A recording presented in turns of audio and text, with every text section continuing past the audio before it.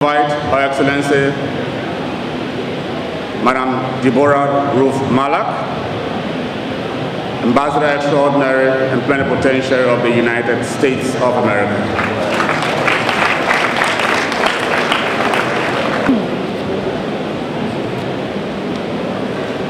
Your Excellency, Madam President, Your Excellency, Mr. President, distinguished ladies and gentlemen, friends, all protocols respectfully observed.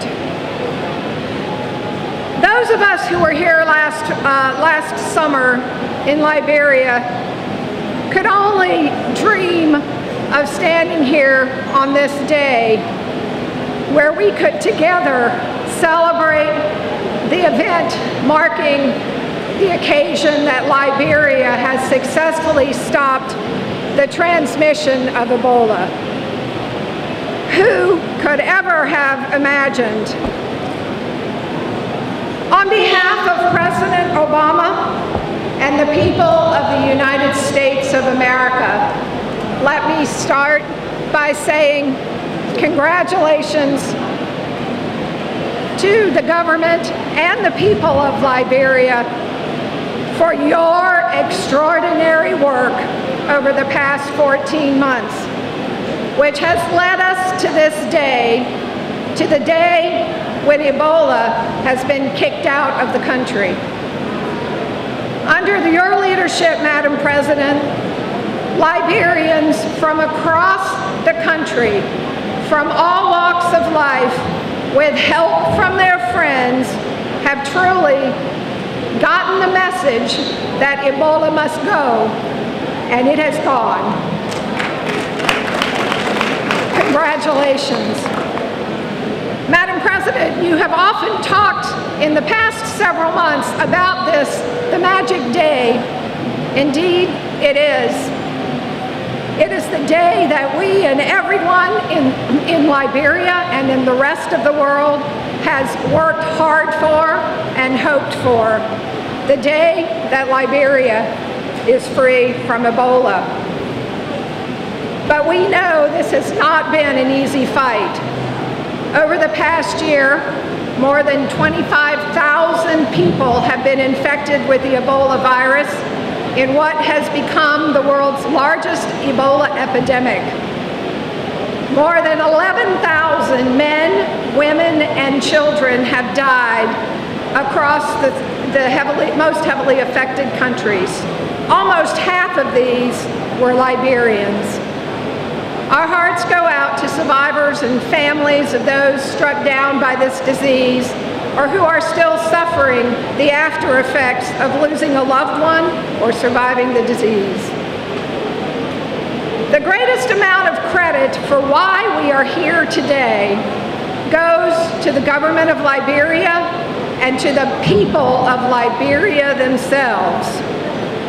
The government was at the forefront of the fight, calling for emergency action by the international community, but most importantly, mobilizing Liberians in their communities to work together to stop Ebola in its tracks. There are many, many heroes in this fight. The doctors, the nurses, and other medical and public health personnel at hospitals, clinics, treatment units, in the communities themselves who identified, isolated, and treated those infected with the disease, often sacrificing their own lives while caring for their fellow man and woman.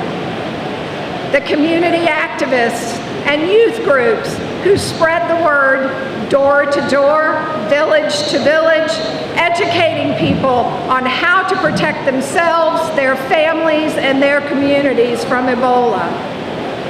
The many, many teams who traced those who came in contact with Ebola patients and worked to get them into treatment when needed. The burial teams that ensured that the bodies of Ebola patients were quickly and safely buried, thereby limiting onward transmission of the disease.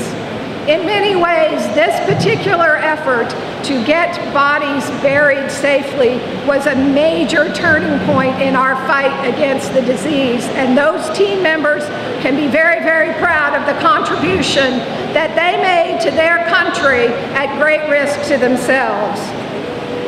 Also, among the heroes, the members of the media who responsibly amplified the Ebola education messages on radio and in print. The United States, the government and the people are proud to have been a partner to Liberia and to have led an international response to the Ebola epidemic, deploying more than 3,000 U.S. government personnel to the region, making this the largest ever U.S. government response to a global health crisis.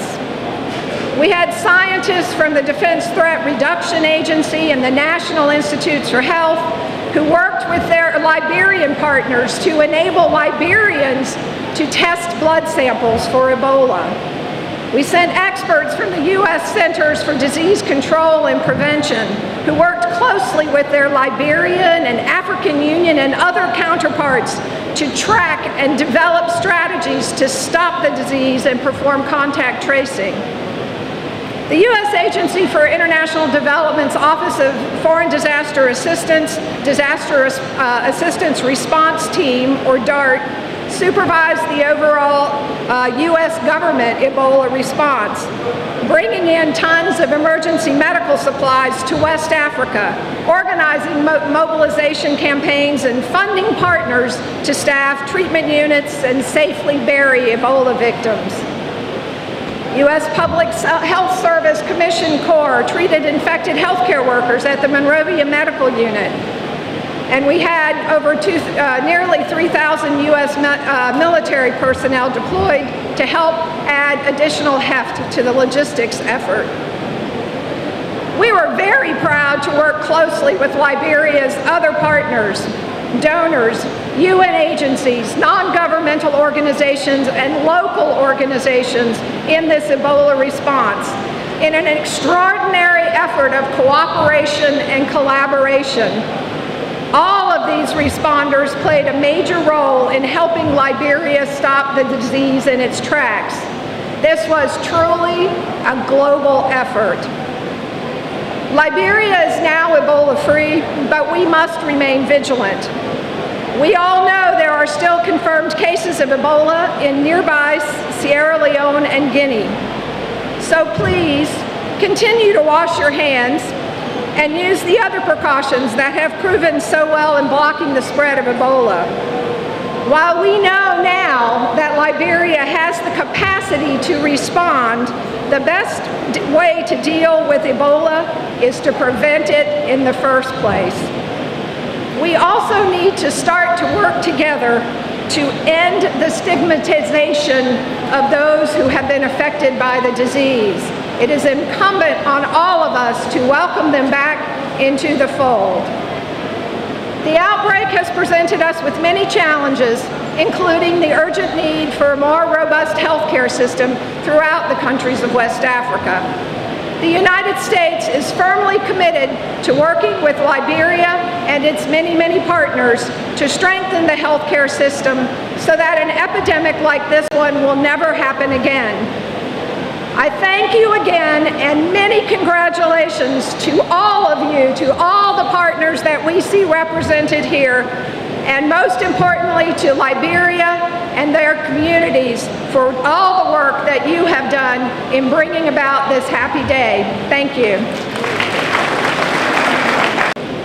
Your Excellency, Mr. President, Madam President, all the eminent leaders of the executive, judiciary, and legislative corps present, ministers of government, and my diplomatic colleagues. For most of us, members of the diplomatic corps, on whose behalf I take the floor, it is a real miracle to stand on our feet today in Monrovia and join Liberia in singing the dirge to Ebola. 1 year ago, the doomsayers had predicted that this would be our last diplomatic postings. unless, of course, we were wise enough to either catch the last flights out of Roberts Airport or to dodge from boarding the last inbound flights. We are therefore glad, proud, and relieved that we took chances with President Ellen Johnson Sirleaf, who stayed at the helm of her Ebola army, and that we stayed by the government and the people as ordered by the governments and institutions that we represent here. Today, we are still the diplomatic corps rather than the diplomatic corpses of Liberia. And the Liberian nation that was challenged by yet another ordeal has, like the mystic phoenix, again emerged triumphant from the scourge of Ebola. Too many families were bereaved or left orphaned or helpless. Among those that perished were citizens from many of our own countries. We are gratified that they are or shall be also appreciated for their immeasurable sacrifices by the government of Liberia. Several health structures were found wanting, but lessons have been learned. Several heroes were discovered. The icons represent the heroic capacity of some hitherto ordinary people to convert grave adversity into opportunities to demonstrate unpretentious valor and inventiveness. The face of President Johnson Sirleaf we already know as a fighter. But these new icons range from medical people who did not cut and run to the untiring Ebola burial squads whose masks hide their faces from our acclamation. Maybe they deserve a white statue for the unknown medical soldier. In this hour of jubilation, our prayers and encouragement go to the neighboring people of Guinea and Sierra Leone. As we jubilate, I wish to borrow a thought of caution from the Bible in Luke chapter 11, verses 24 to 26. We must not now continue to keep our disinfected house spotlessly clean, so that the demon ejected from it may not come back with even greater venom to occupy it because it finds it defenseless. We have, in the unprecedented battle against Ebola, been privileged witnesses of innovative international cross-cultural collaborations from Asia, the Americas, Africa, Europe, from global and sub-regional organizations, and from NGOs. As an African diplomat myself, I must say I was pleasantly surprised by the way the African Union woke up and rediscovered itself in this battle. They were sometimes a little bit tardy, but never inefficient or indifferent. This unique collective goodwill has revealed a reassuring engagement in favor of mutual survival. It goes far beyond anything ever observed before in favor of military ventures. Liberia, with Guinea and Sierra Leone, have therefore offered a venue to reassure us about our virtues and humanism. Alongside the Liberian government, we plead that the speed of the drawdown of international Ebola assistance may be slower than that of the UNMIL. At least slow enough and strategic enough to allow the government to sustainably refurbish and reconstitute its most basic health-related infrastructure and human resource capacity.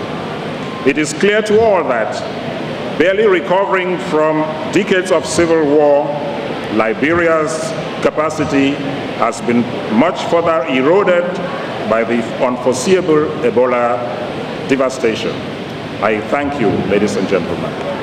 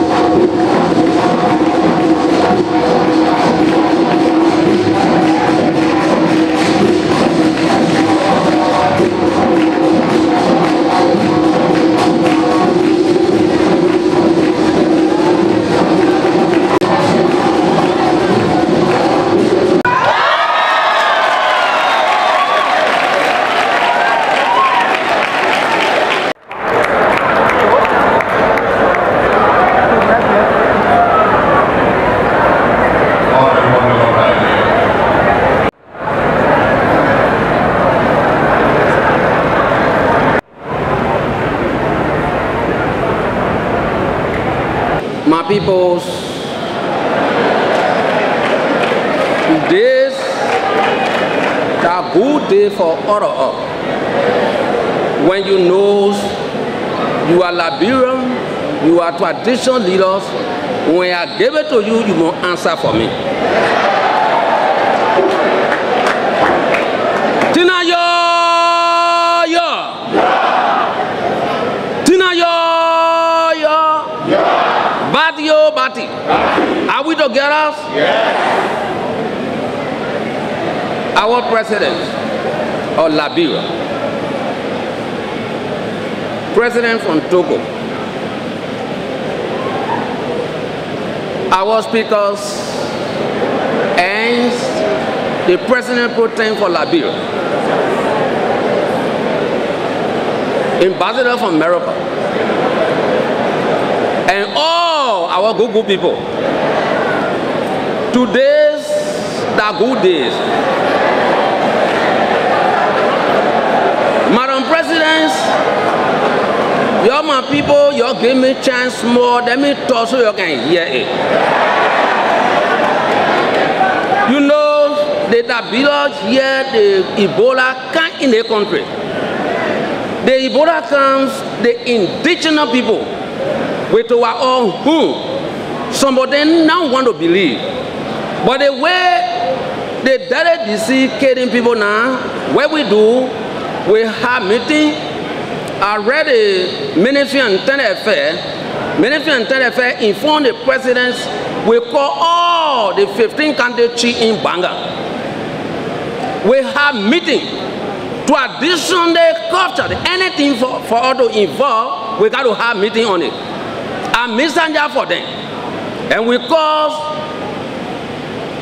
Ome Barros and all the good people we got to Banga, and the president, the vice president, and the minister candidate, they open our meeting. In our meeting, the people who are heading, they say more things. Our president, thank you. You there well. More information come to you. And you don't want to hear it. You only want to listen to your indigenous people. That God bless you for that. We had a meeting, the meeting where I call now my indigenous people grab me, they say, when they bring the body in the time, that you will got to grab it. Because you between we and the people. What we do, some people calling the president. Madam President, they people talking about body bringing.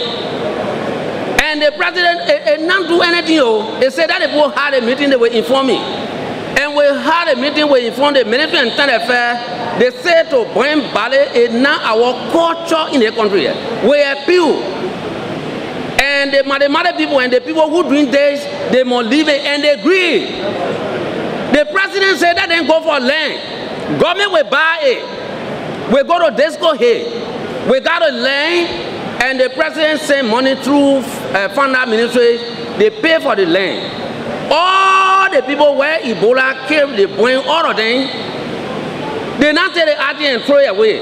They call the Muslim Council, Council of Churches, the National Council. They present all the arty to us. And we take it, we carry to Disco here, the area, rural community, and Kada Center, all NGO, they do good things for us. They base on somewhere, so we carry all the arty in drum, we keep it there, when time, to clean body when the time comes, then the people go there so they can recognize the place where the people are. Madam President, on behalf of the Council of Chiefs elders, my people say, they tell you, thank you. You do something for us. The time the Ebola comes on, people going, coming, you go nowhere. And you stay with us. Anywhere people cry, you in your comfort, you go there, you get down there. I said, Mother, you can't hear? You say, yeah. When you're here, why I can't come here? My people say, they tell you, thank you. You care for your people. You do anything without to talk it. That mother people want to pray somebody. And when you do it, we see it, we talk it. On behalf of my indigenous people, my people say they tell you thank you. But today, when you declare la blood free at Ebola, We were in Banga, we present Kora. We say all our culture activity. And watching there, during the other 1 year, plow hair, traditionally I put it on Gabo that nobody do it. I appeal to you, and when we're from here, we will look for a day and call you and call our minister, inform the minister to call you, and the president pro tem and the speaker, so we can go by to Banga and call the indigenous people. Because Ebola, the people go from country to country, from village to village. Madam Julie Endee, we tell you thank you. We battle ball. We tell you thank you because in the we battles, the people care Ebola patient there. We got to tell them thank you too. All motorcycle we have problem today. Madam said we appeal. You got to settle things so they can love in their matter because the children help us in the Ebola time. Today when they have problem,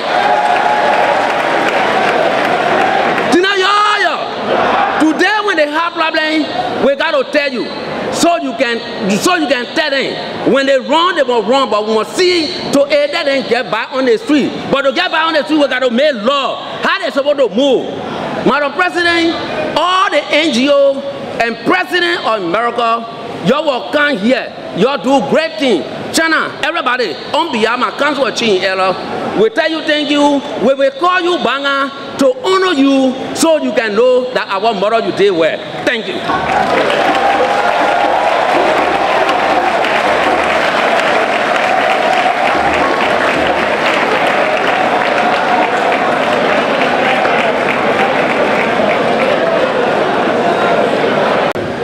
Thank you very much, President Saleh, President Singbe of Togo, Mr. Speaker, members of the House of Representatives, our colleagues from the Senate, the Chief Justice and members of the Supreme Court, members of the Diplomatic Corps, other invited guests, fellow Liberians. We're happy to be here today to join with Liberians all across our country and foreign friends who are in our country to celebrate our freedom from Ebola. Because at one point during this fight,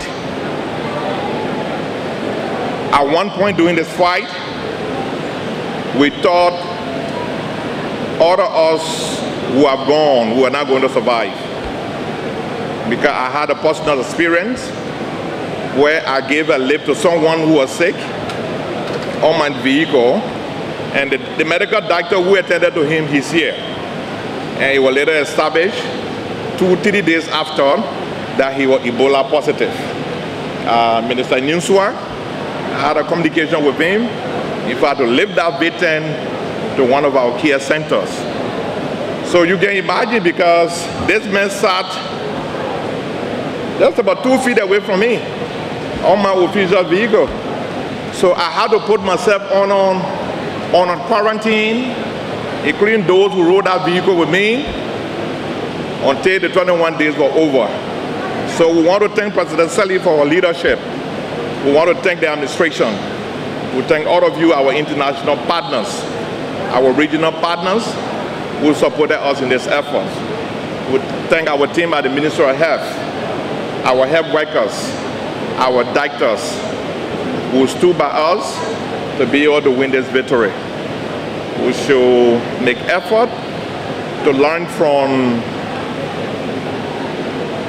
the strength and also determine where we have weaknesses, catalog those weaknesses, and make sure we can find solutions to them to help us for the future when we don't expect it, but this is a country and human life is dynamic.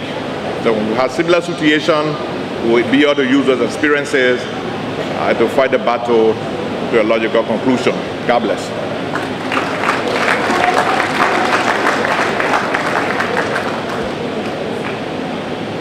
Because of time, we are constrained to do what we do now. Madam President, Mr. Speaker, members of the House of Representatives, is the President Pro Tempore of the Liberian Senate, members of the Senate, my colleague of the Supreme Court bench, Justice Banks, the Honorable Minister of Foreign Affairs of the Republic of Ghana, the Honorable Minister of Health of the Republic of Nigeria, high officials of the United Nations Mission in Liberia, the doyen and members of the Diplomatic Corps, our international partners, our judges here present, members of the clergy, our health workers, traditional leaders, distinguished ladies and gentlemen. Truly, nothing lasts forever. So Ebola too has become a thing of the past and gone into history. Today, we have come to celebrate its defeat. Indeed, we have all reasons to celebrate victory over this deadly disease. In its unprovoked war waged on our nation, the virus did not compromise. It targeted the total destruction of the most valuable assets of our country, its people. It posed a serious threat to our survival as a people and existence as a nation. In my entire life, I've seen no disease so menacing and so brutal. But at long last, we now feel a sigh of relief that this scourging scourge has been eradicated from the shores of our country. Our liberties and freedoms restrained and curtailed due to its presence are now restored. Our children have gone back to school. Markets and other business centers are in full operation. Life in our country has returned to normal, and we expect that the embarrassing stigma that the virus caused and the attending treatment method to Liberians and foreign nationals traveling to and coming from Liberia can now be removed. A number of interventions and actions facilitated our triumph over the virus. We must acknowledge that it was through divine intervention. We are a nation of faith. We believe in God, and that with God, all things are possible. He hears us when we pray to Him. The many impassioned supplications by us, especially the religious community, through the bishops, imams, priests, pastors, and deacons during the period of the Ebola epidemic, have yielded fruitful results. We must applaud the unity and resilience of the Liberian people in the fight against the virus. It is said that heaven helps those who help themselves. We help ourselves. So God graciously helped us. The fight was a collective fight.